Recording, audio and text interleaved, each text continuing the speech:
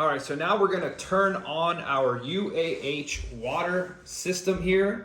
This is for my cats. What I'm gonna do first and foremost is I'm going to fill it up, and I'm gonna fill it all the way up to the max fill line here.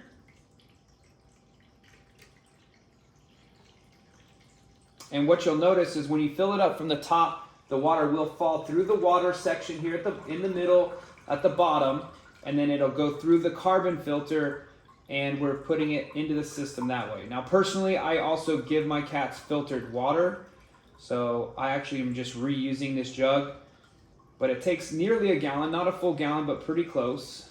And so now you'll see that it's getting close to the max fill line, which is perfect. Boom, a perfect amount of water. It's exactly what we wanted. The other thing that's really great about this is it does have a cord which will plug right into the back here. Go ahead and plug this in.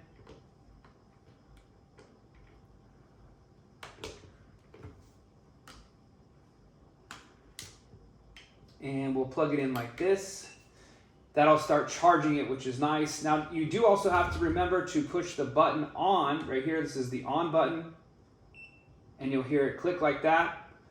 And then what I like about this one is I set it up that it is on the sensor. So now anytime something moves past this sensor right here, a cat, a human, whatever, it will start to pump water out, as you can see right now.